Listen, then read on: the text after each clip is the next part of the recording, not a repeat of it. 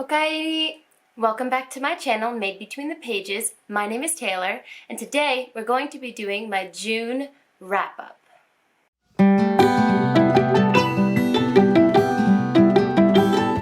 Okay, this was a very digital month for me. I usually like to read physical books. Wow. Can you guys hear this nonsense? Apparently my neighbors are just like rebuilding their house as soon as I start recording, so that's great. Sorry if you guys can hear the construction.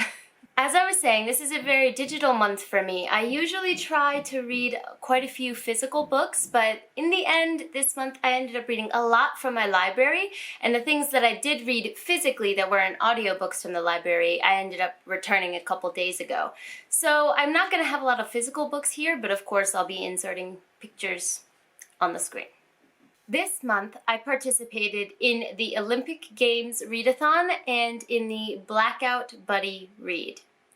Now, the Olympic Games Readathon, I just flat out failed. I only read maybe 4 of the books on that TBR, and I had at least, I think it was 6 or 7 on it. And I did enjoy the books that I read, but one that I really do wish that I had been able to finish was Lovely War, and that was the buddy read for it. I did start this on audiobook, and I got about 50% through, but I ended up having to return it to my library before I could finish it. So I re-requested it, and I'm still waiting for it to come in. But even though I didn't finish this by the end of the readathon, I do plan to finish it this coming month when it comes back in from the library. So, sorry Team Athena, but yeah, this was the first readathon that I've failed. But, I'll try again next year. For the Blackout Buddy read books, I haven't decided if I'm going to include them in this video or make a separate video for them, but I do want to spend a little more time discussing those. So we'll see how long this video ends up being, but I may have them in this video, I may not. I read a total of 10 books this month with, I haven't calculated how many pages yet, but I will put the number up here. This many pages. And overall, I'm pretty happy with what I did this month, so I'd say it was pretty successful. And I did experience kind of a reading slump about halfway through the month where I didn't pick up any books for almost a week and a half. And then at the end, for some reason, I was like, I love reading again. I don't know where it came from, but I blew through maybe, I think 3 books or 4 books in like 2 or 3 days. So that's what really saved my ass this month, I think. The first book that I finished this month was Good Omens by Neil Gaiman and Terry Pratchett. Now, I love British humor, dry British humor. It just hits the right points for me. I'm a huge fan. So in the beginning of this book, I was loving the experience. If you don't know, it's a story about an angel and a demon who were there at the creation of the world, or God's creation of the world. And the apocalypse is on its way. The Christianity, the version of the apocalypse, that's from Christianity. And it's kind of like a dry humor take on what that would look like and how that would come about. And it is really, really hilarious at points. And there's a lot of personification of different things that are supposed to come or be sources of the apocalypse. So pollution is personified, war, death, they're all personified as, the horsemen, but in a more modern take. And it is really funny. My main problem though was it was too long. Like, I was really enjoying the humor for maybe the first third of the book, even the first half. But then the book just kept going. I listened to the audiobook, and the narrator did a great job, but it just never seemed to finish. So by the end of the book, I was pretty happy that it was over, which was a shame because the journey was really enjoyable for part of it. So would I still recommend this book? Yes, 100%. But just be aware that it's a bit lengthy, so maybe strap in for that. I ended up giving this 3.5 stars. The target demographic might also be a little bit older than I am. So some of the references or the musical aspects of this book that were made were, I think, for people a little older than I was. So some of those references I didn't get, which is no fault of the authors. It just kind of took away from my enjoyment a little bit because I missed a good portion of the jokes in that regard. The next thing I read is the only thing that I have physically currently, and that is a graphic novel series. Now, this is the fault of Sophia over on Fantasy Book Addict, and I'll put a link to her channel down below. She's wonderful. Please go support her and like her videos. But she loves this series, and she kept telling me over and over again, you have to read it. And that is Monstress. So this is a graphic novel series about this main character here, Micah, and this is very Asian inspired, but it's not set in Asia. It's like an epic fantasy, but in a graphic novel form, and it takes bits and pieces from different Asian cultures. And the artwork in this is just absolutely gorgeous. Let me see if I can find an example here. That's a very dark page, but that's a giveaway. I can't seem to find a good spot to show you. Here's one. Doesn't give too much away. So the artwork is just gorgeous. You can see that it's dark, but the atmospheric feeling is consistent throughout the series, and I really, really enjoy that aspect of it. Now, if you couldn't tell from what I just said, I did read the first book, and as a result, I ended up buying the second volume, the third volume, and the fourth volume because I enjoyed the first one so much. I gave the first one 4 stars, I believe. Yes, 4 stars. I gave the second one 4 stars. The third one I ended up giving 3 stars. This is my least favorite of the collection so far, or the series so far. But then the fourth one, I ended up going back up to 4 stars for it. So it hasn't quite hit 5 stars for me, but I would highly recommend this series. As I mentioned, it's like an epic fantasy in graphic novel form, and what I really, really enjoy about it is the themes in this book. The themes are very deep-rooted, and this is a very violent series, so if you don't like violence, I would back away from this, but this takes place in a world where humans and arcanes, so non-humans essentially, people or creatures with magical powers, are at war with each other, and there's a bunch of factions within that. There's also a faction of witches who have their own motivations, and all of these people are basically trying to kill each other. And this main character, Micah, has a monster cohabitating her body. What I really like about this is how it explores when you're bred in an environment of hate, when all you feel is hate or all you see is hate. How are you supposed to not become a monster yourself in response to the monstrous things done to you? Monstrous, see? And I think that there's a lot of really well done symbolism in here between like the internal struggle that people go through, especially through racial hatred or times of war.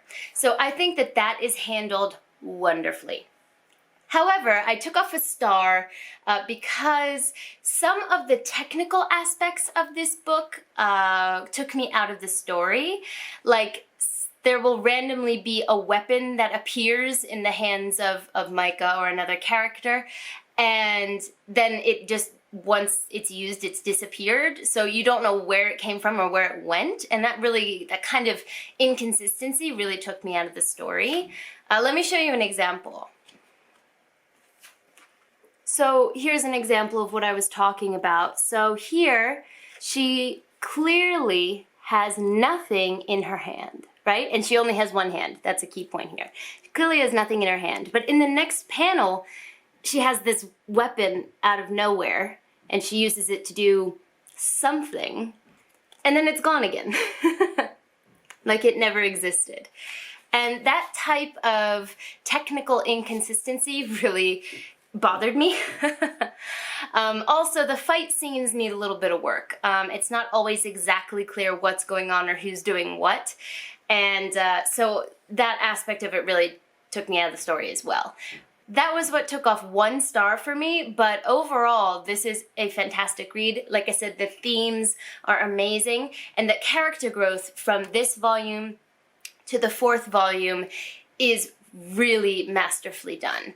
And you really grow to love characters that are not good people. So if you like that kind of grim, dark aspect where you know this person has done horrible things, but you root for them anyway, you're really going to like all of the characters in this book.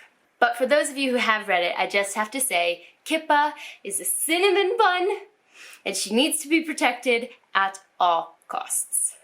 The next book that I read was Harry Potter and the Chamber of Secrets, the audiobook version. I'm slowly making my way through the audiobooks from my library. I've never consumed Harry Potter in audiobook version before, and I am loving it. I'm really just... It makes my day every time I listen to it, to go back into that world. So I'm hoping to do The Prisoner of Azkaban this month, but I don't really have much to say because pretty much everyone knows Harry Potter. It's always going to be 5 stars for me. It's a quintessential part of who I am. So this was no different.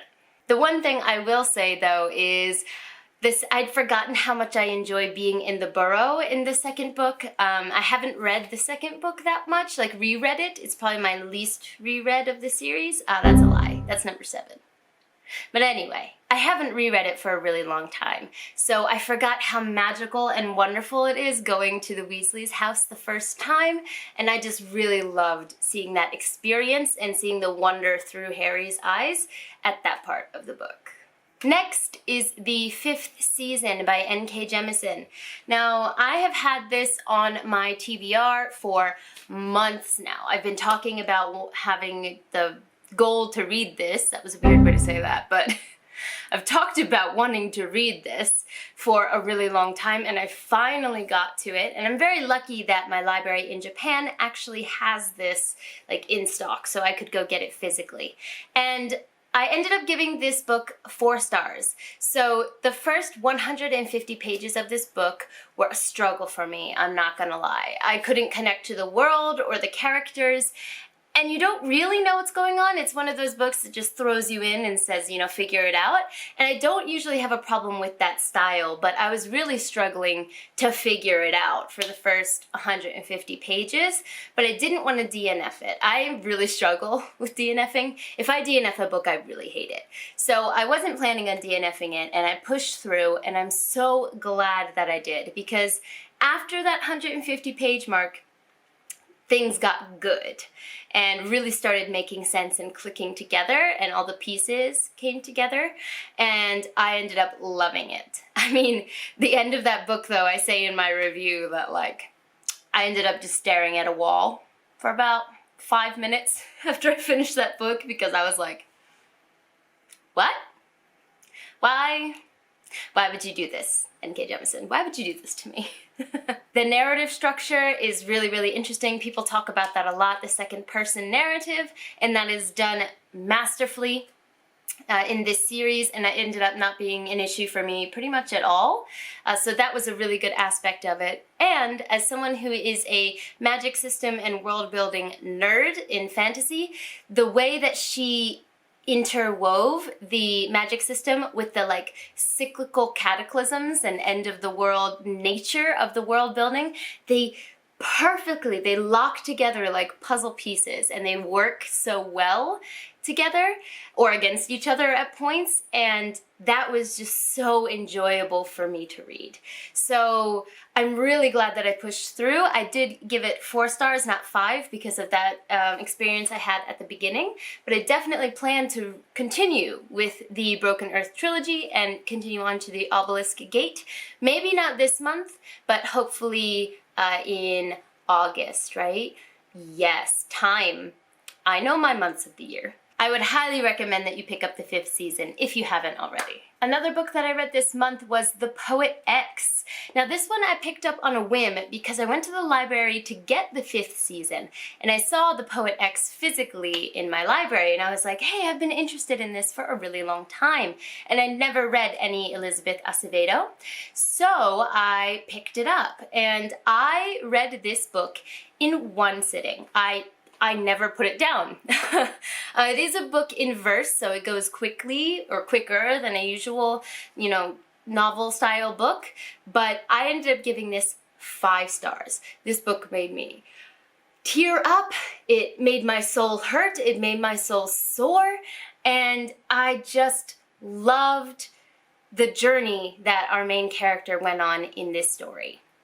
Now, I do think that you should go into this pretty much blind, the way that I did, but a general summary of this is that it's a coming-of-age story of a young woman who is struggling to find her voice and what she wants to say in a world that is telling her what to do and who to be. And it's a beautiful self-realization story, and I highly recommend you pick it up if you haven't, because it will touch your soul. The last book I'm going to mention that isn't part of the Blackout Buddy read that I did this month is An Ember in the Ashes. So I read that for my Retro Reads BookTube challenge, which I will link in the card up above, but I read an old BookTube favorite every month and I pull them randomly out of a cup. And for this month, for June, I picked An Ember in the Ashes. Words. And for this month, I picked An Ember in the Ashes. And I was actually pretty excited to read this book, but I kind of expected a 3.5, a 4-star, because in my mind, I don't know, it just felt kind of older and more tropey-esque. I don't know where I got that impression from. But let me tell you, I was wrong. I gave this book, I believe, 4 stars.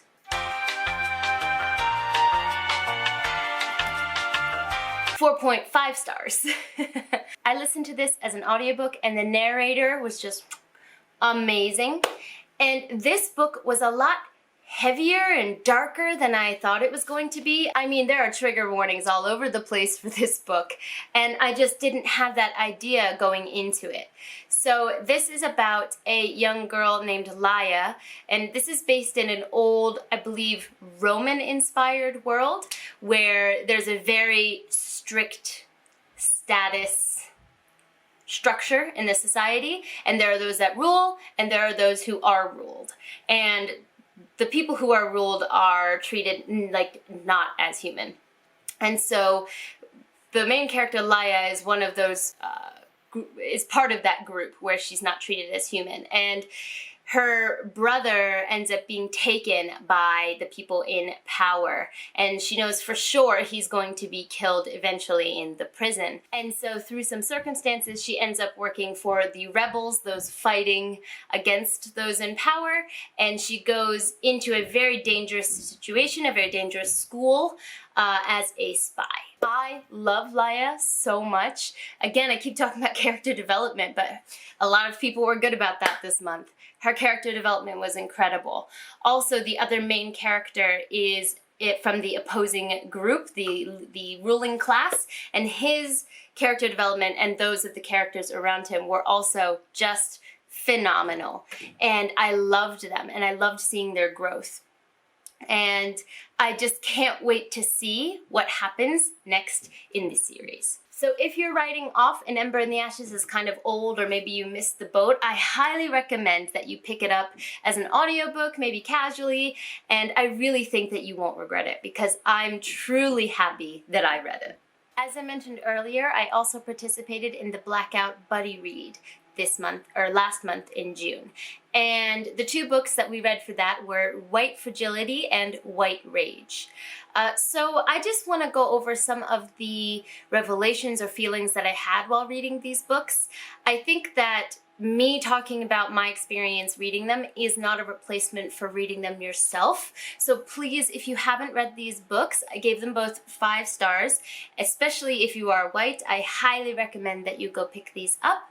Both both of them talk very in depth about like American or Western culture, but even if you don't live in America or in somewhere, you know, in the UK or something, I really think that you can benefit from reading these books and understanding some of the historical context or the overarching issues that exist in our society that perpetuate racism.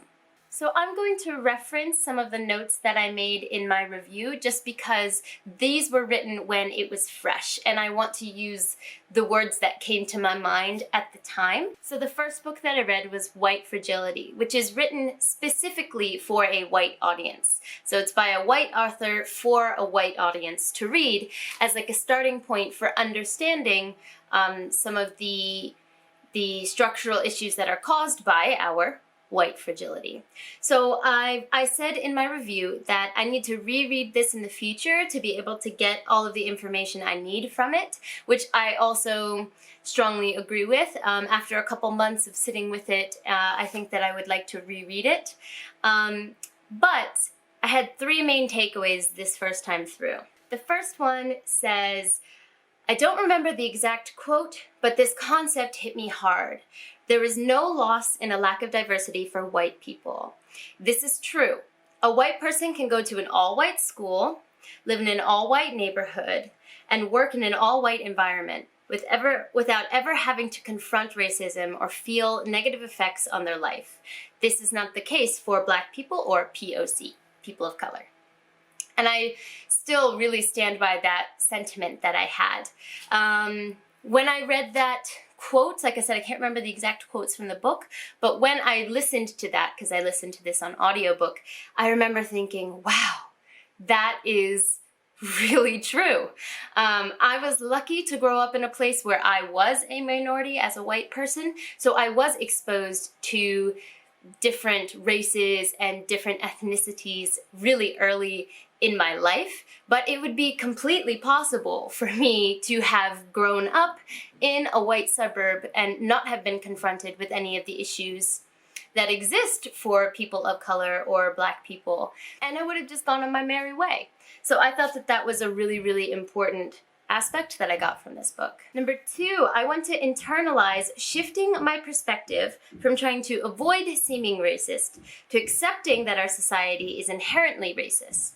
This allows my focus to shift to trying to change the current reality rather than deny it. So this book is pretty clear on what the reality of this situation is. And if you are unable to process that reality, you are in a state of denial. And I agree with that. So I want to make sure that I have a dialogue in my head that doesn't allow me to deny the current state of things. And once we kind of have that basis of truth that everyone can operate from, then we can work to change that shitty truth, essentially, instead of denying that that shitty truth exists. The third one is white comfort remains the status quo, so discomfort is preferable and important. And I need to keep this in mind. So when I feel uncomfortable, when I don't feel 100% in a situation, I need to recognize that this is probably just calling into question a lot of things that I have taken for granted in my life. And it's important to recognize that change does not come from being comfortable. So white people have to become comfortable with the idea of being uncomfortable. Does that make sense? The other book that we had to read was White Rage. Now this one I'm also going to be referring to my review. I said here that I believe that this should be required reading because it filled a lot of gaps that I didn't realize that I had in my historical understanding of America. So this is specifically talking about American culture or American history. Clearly schools don't teach everything, but I didn't realize just how big of a gap I had in my overall knowledge of America's racial history. My main takeaways were, 1, I never realized there was the reconstruction between official slavery and Jim Crow. It was a major hole in my education.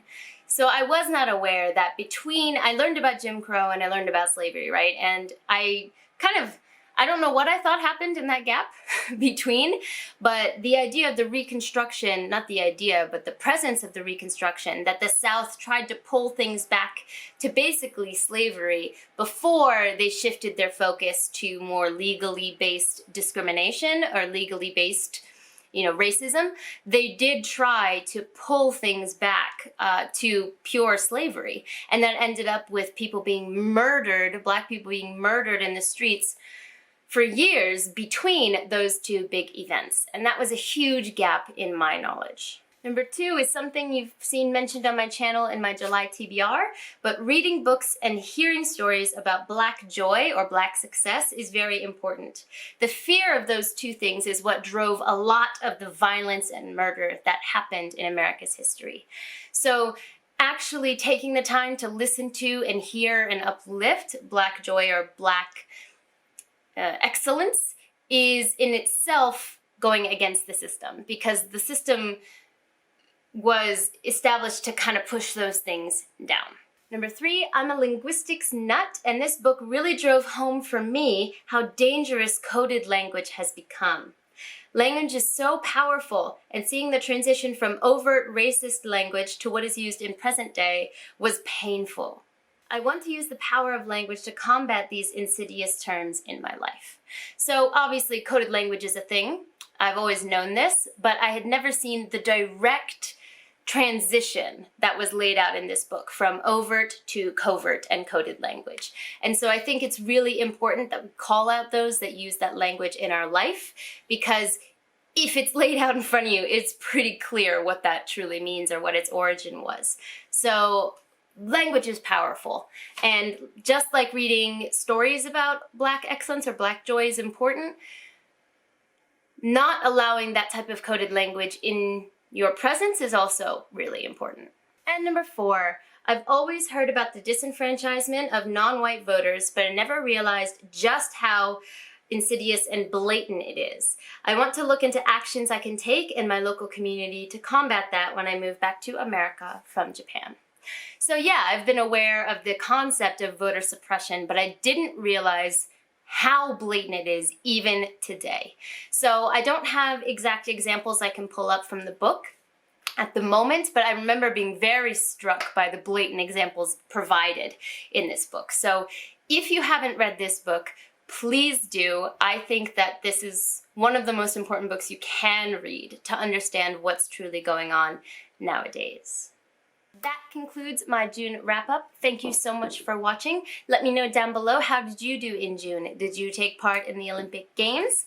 Did you finish all the books that you wanted to finish? And what was your favorite book of the month? Just let me know. Let's chat down below. But for now, I'm gonna head out. Jane!